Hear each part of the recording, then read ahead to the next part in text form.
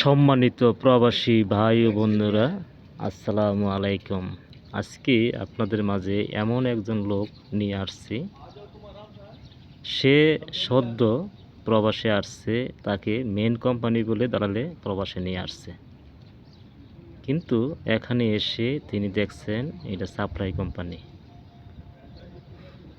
এই সেই লোক, মাত্র 3 দিন হয়েছে উনি বাংলাদেশ থেকে প্রবাসে আসছে। ভাই, আপনাকে দালাল বলছে কি মেন কোম্পানি দেওয়ার জন্য, না? হ্যাঁ, মেন কোম্পানি। কিন্তু মেন কোম্পানি দেয় নাই। হ্যাঁ, হ্যাঁ, এখন আমারে বলছে পেপসি কোম্পানি মেন। তো ওনারে বলছে মেন কোম্পানি এবং পেপসি কোম্পানিতে চাকরি দিবে এবং 1500 টাকা স্যালারি। বাট এখানে এসে এখানে যেই বিলাতে উনি উঠছে, বিলার পজিশনও ভালো না এবং খুবই খারাপ।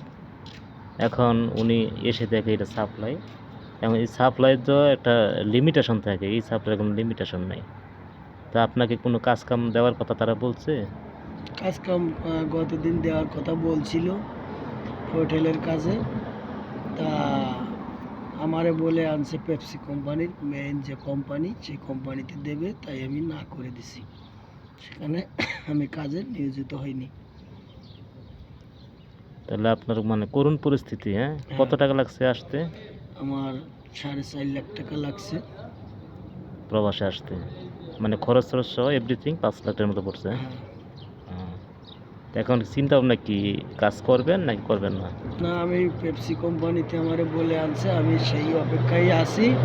যদি সেই কাজ দেয় তাহলে আমি আছি, না হয় অপেক্ষায় থাকবো।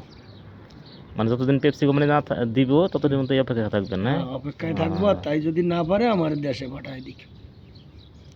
তাহলে দালালরা মানে সুন্দর সুন্দর কথা বলে, মিষ্টি মিষ্টি কথা বলে যে পাবলিকগুলি বিদেশে নিয়ে আসছে, আসলে তাদের অবস্থা খুবই খারাপ বর্তমানে।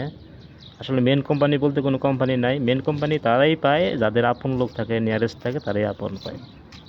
তাই আসলে আমরা এই যে দালালের কথায় মোটিভেশন হয়ে, মানে আবেগ আপ্লুত হয়ে আমরা যে চলে আসি, আসলে আমাদের এটা ভুল।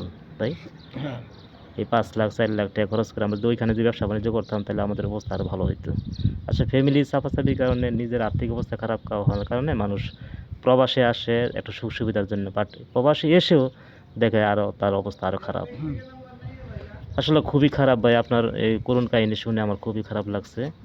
তো ওনার মতো যাচাই বাছাই না করে কেউ আসবে না। কেউ প্রবাসে আসবেন না। প্রবাসে এসে যাতে পস্তাতে না হয়, কোনো সমস্যায় পড়তে না হয়, ওই দিক বিবেচনা করে সম্পূর্ণ যাচাই বাছাই করে তারপর আপনারা প্রবাসে আসবেন। আপনাদের কাছে এইটাই আমার অনুরোধ।